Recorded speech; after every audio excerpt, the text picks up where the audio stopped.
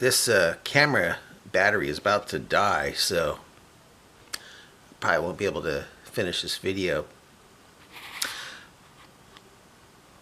So I'll try to say as much as I can before it dies. Anyway, I used to think that if the Kaaba in Mecca went through a second Abu Tayyar situation, it would end Islam. But after seeing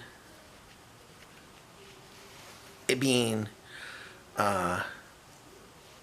flooded with sewage water and now covered with cockroaches and crickets and insects, and seeing pictures of pigeons pooping on it,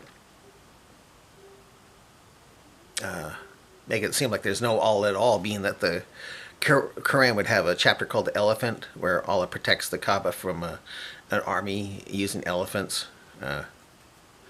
Allah sends birds that drop fired clay on the elephants and wipes out all the army. Which is amazing that would happen, since elephants need a lot of water. So how were they able to get them to the Mecca anyway? But anyway, that doesn't hurt the faith of Muslims. It doesn't destroy Islam. So I'm thinking that if there was another Abu Tayyar situation, I don't know if you know about Abu Tayyar, but he and a bunch of Shiite Muslims, the Carmatians, they went into Mecca. They slaughtered 20,000 Sunni Muslims and destroyed the Kaaba and stole the black stone. Abu Tayyar did, and he said, "Oh, Allah, where's your birds? Where's your birds?" You know, and then he used the black stone as a urinal before returning it back to Mecca in pieces. And guess what? That did not destroy Islam. And I think that, again, if Israel or America shot, say, 7 cruise missiles carrying pig crap onto the Kaaba and destroyed it and wiped out the black stone, I don't think that would destroy Islam. But I want to tell you something.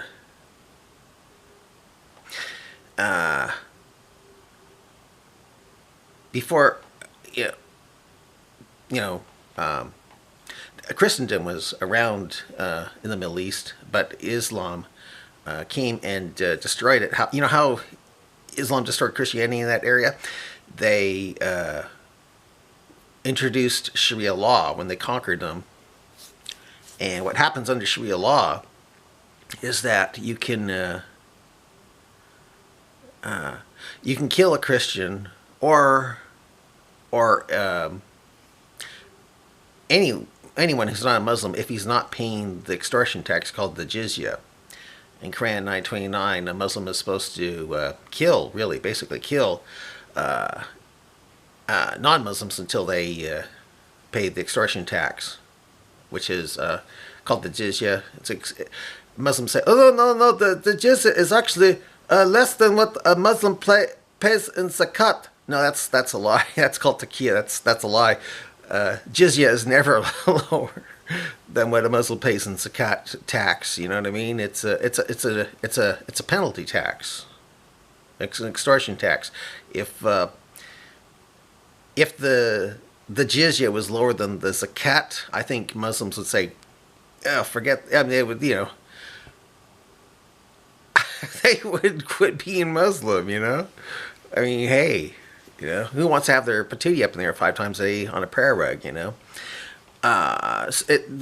extortion tax, the jizya, is always higher. But anyway, under Sharia law, you can kill a Muslim can kill a non-Muslim, and it won't suffer the consequences if that non-Muslim is not paying the extortion tax called the jizya.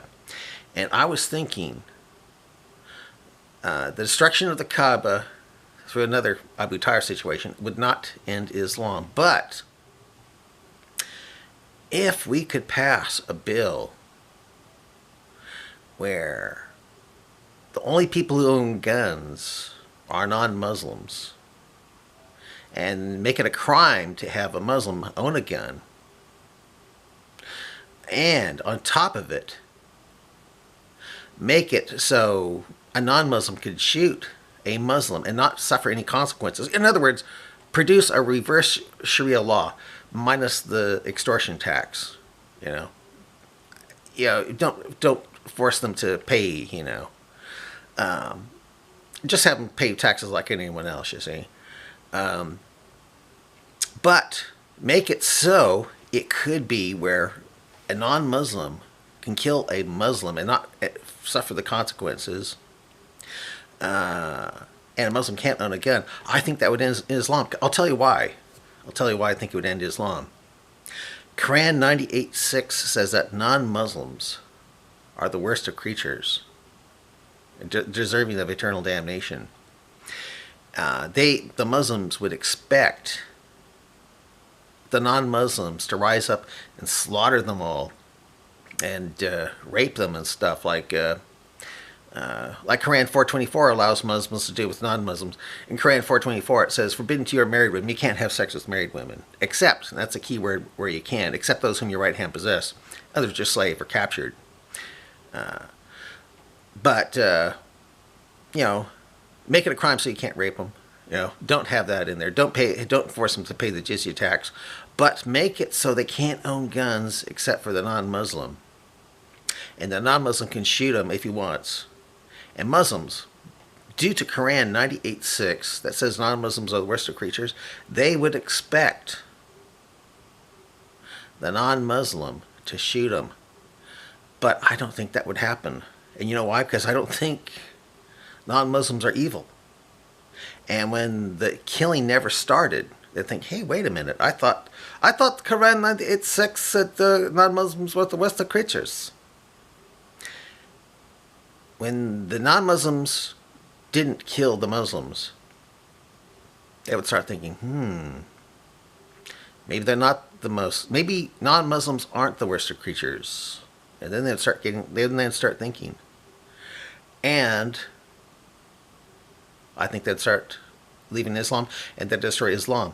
Now, however, if they didn't leave Islam and they still were doing their, obeying Quran 911, which tells them to kill and be killed in the cause of Allah, then we could have more of a reverse Sharia where we do start introducing a tax, like the jizya, and that makes them so they have to pay a tax that's higher until they become non-Muslim. And I think then for sure that would end Islam.